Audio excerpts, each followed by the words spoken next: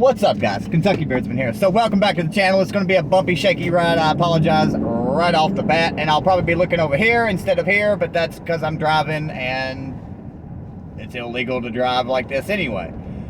So I did a post earlier. It didn't release as much as I wanted it to because it was too long, but anyways. So all this bullshit with the fragrance stuff, stop listening to that jackass. These are guidelines. These are not laws. These are not things you have to do. It's a recommended percentage that you can use of a fragrance. Because you possibly could irritate someone's skin or leave a dry, crispy feeling in your beard or whatever it may be, right? It is not a fucking law. It is not something you have to fucking do. These are recommendations, guidelines. If you want to make a fragrance for your beard oil and be safe 100%, follow the guidelines. Right? Okay, so why on God's beautiful green earth is Dan C talking about the IFRA or whatever, right? Why is he talking about it all of a sudden? Does it coincide with Grindstone Grooming and he had a huge hand on Daniel's formulations and this, that, and the other? Of course. Really doesn't matter. I mean, you know, whatever. But the point is he supports so many companies that don't follow those fucking guidelines at all. And he makes a lot of money off those companies that don't follow those guidelines. Here's a great example. If you want to go by the guidelines, go by all the guidelines for one. But here's your example. There used to be a company called Chesapeake Beard and Grooming. I liked the company. I had a ton of his products. He was one of my favorite companies. Until I got to know Gary a little bit more. But anyway. So, he used to do live streams quite often, right? So when he was doing his live streams, he would be out in his shed. A shed. Let me repeat that again for you. A shed. An open-walled shed. Out in the middle of the country or wherever he lives, outdoors, with the doors wide open, air conditioner and fan are running and blowing. What part of that is sanitary for our products? The man's out there in August sweating his ass off, sweat dripping off his beard, sometimes had a mask on, sometimes didn't, would pull it down to chit chat and talk, you know, all of that stuff. Taking a swig of his iced coffee, his Starbucks, and then pulling his mask back up and going to town. Well, you're touching that bottle, you know, where your mouth is going, and then touching our products, sweating on it, bugs flying around, pollen, and whatever else is out there roaming and flying. Yet Dan C was one of the biggest pushers of Chesapeake Beard and Grooming. Why was those guidelines not important then? Why was there not a video out then? Oh, that's right. The only fucking guy with balls enough to call any of the companies out for that kind of stuff was Dave. Again, as we covered on Review the Reviewer, he went about it the wrong way, but the man was spitting the fucking truth. He knows it, I know it, you know it, and everyone else knows it. He just didn't like not being friends with all those guys, so he went back to the other way. People make these products in their kitchens with kids next to a fucking diaper genie. They make them in their garages. They make it wherever the fuck they want. I personally, let me say this real quick. I personally don't give two shits.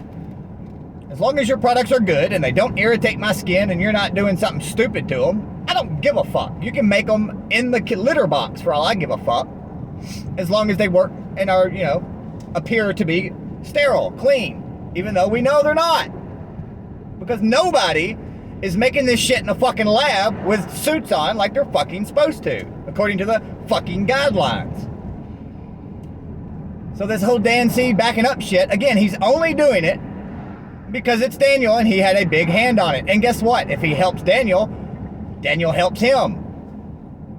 Dan can't make money off Daniel if Daniel ain't making money. So Dan's gonna screw up a bunch of companies.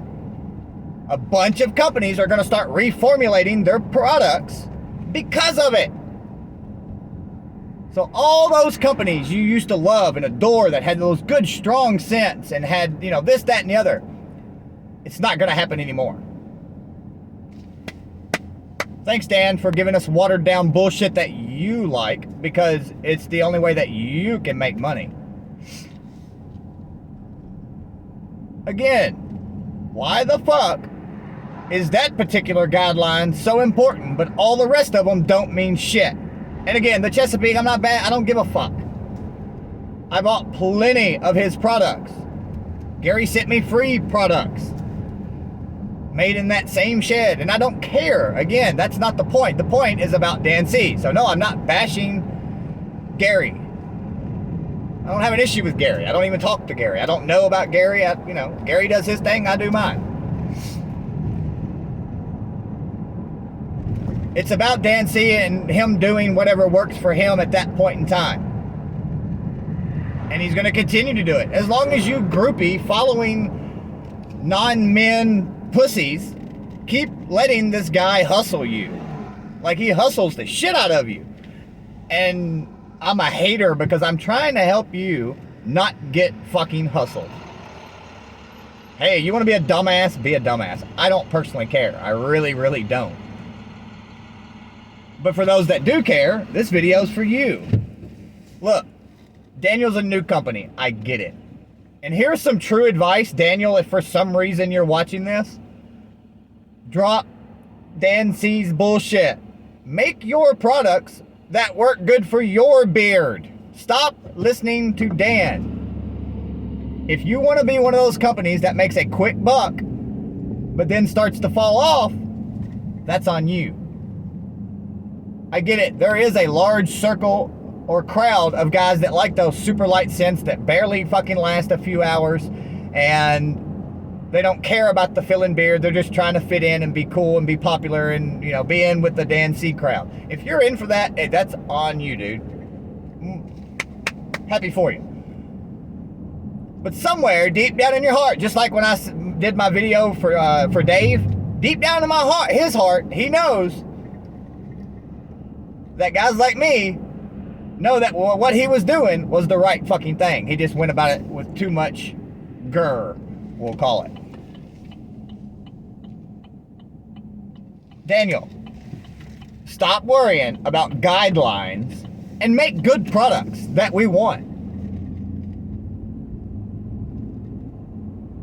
Make products that the majority of people want, not what Dan C tells you to do. Dan C is not worried about what your products actually smell, feel like. He wants a good presentation, a nice laid out website,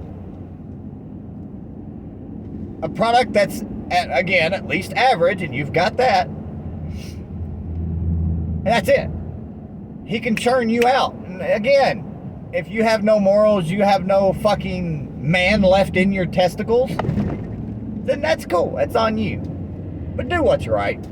Make some good fucking products. You know what good products are. You used to be all about fucking strong scents. Everybody, go back and watch his old videos. Go back and watch Daniel the Bearded's old videos. He likes strong scents. Well, why is he making a scent that's not strong? And again, there are going to be companies that no more strong shit. You are fucked. All because of Dan. And these are companies Dan supports. He's fucking other companies to stick up for Daniel. Does that make any fucking sense? No, not a bit. Just like the whole grapeseed thing. He did that grapeseed video. Companies fucking either A, changed their products, B, didn't change it and lost a shit ton of money because nobody wants to buy the products with grapeseed, even though it's a great fucking oil.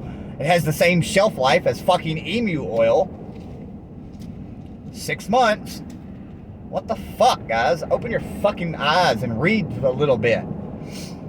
Or C, so okay, shut down that, or change their blend. So, come the fuck on, guys. This shit ain't hard. Anyways, If you enjoyed this video, and I hope you did, let me know your thoughts down below.